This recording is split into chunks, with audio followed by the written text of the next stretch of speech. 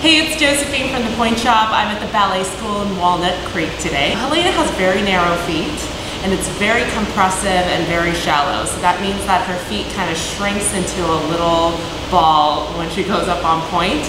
So what happens with really compressive feet is that it drops down into the bottom of the shoe and there's a lot of big toe pain. So last time we were doing a pointe shoe fitting, we put a little cap on her big toe so it takes a little bit of pressure off of that. But after the shoe started to die, the shoe was still hurting her a little bit. So we're going to change the shape of the shoe a little bit and make sure that the pressure is off of her big toe. This is something that is very common in pointe shoes because obviously you're putting a lot of pressure and all of your body weight down to that one little toe when you stand up on pointe. And I'm going to give her more support on the sides of her foot, the wings, and make sure that she's not sliding down. So stand up for me, and we're going to stand in first position, demi-plie. Do you feel your toes right now? Yes. So straighten.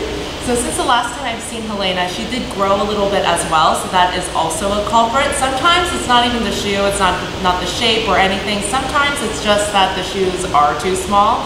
So you can even see that the shoe is cutting into her Achilles. So it's definitely a little bit too short, but I'm also going to change the model altogether. A lot of times with compressive feet, when the shoe starts to die and break down on the sides, these are called the wings, it starts to get wider on the sides and then her foot drops down to the floor.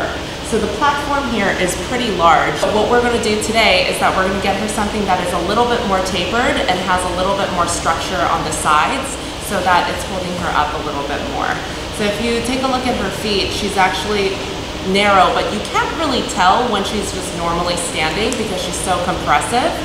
She actually looks like she has fairly normal width, but when she goes inside of a pointe shoe, it just shrinks. One of our fitters and I, we always joke around that we call these octopus feet because it can fold into any little crease because your foot are so compressive, it can like slide into any little thing. So we're going to go with a slightly smaller tip here today. Go ahead and change toe pads as well. When I tried on the shoe earlier on Helena, it was pressing on the sides a little bit, so I was going to change toe pads to make sure that the wings are a little bit longer on this one. Okay, go ahead and put that on. So this is a very narrow shoe, and it's funny because the shoe actually looks a lot narrower than her feet, but again, it's because she's so compressive that she can slide in her foot into just about anything. It's really hard to tell if something is too wide or too narrow until she tells me if this is pressing. First position, demi-plie. Is it pressing anywhere? No. Okay, good. So we went a little bit longer than what we had before, a little bit more tapered, and slightly longer wings and slightly longer vamp. Bring your left foot up on pointe. Very good. And press up on both feet. And this wasn't part of my solution, but this is also a 3/4 shank. So a 3/4 shank kind of takes the pressure off of the bottom of the shoe, and then it brings it back to the heel because it kind of gives you a shelf for your heel to sit on top of. So it distributes the weight a little bit more even. So not all of your weight is going down to the floor. Do you feel any pain or pressure on your big toe? No. Okay, so she's a lot more lifted. So we're really focusing on the box here, but the shank also helps. Cross it into fifth position and break. And she actually looks like she's getting over these shoes a lot better. Is it pressing or hurting anywhere? No. Perfect. So there's no pain on her big toe. There's a lot more support in the front and on the sides. And I think this is going to be a really great shoe for her. And for Helena, we're probably going to stick with tapered shoes that are a little bit harder unless her foot drastically changes. So we're going to stick with that. Come down for me. First position, and then parallel. Step up onto pointe. And if you can see, this platform is a little bit smaller. And sometimes I'm a little bit concerned when I give them a smaller platform because they tend to wobble, but Helena doesn't wobble at all, so I'm very happy about that.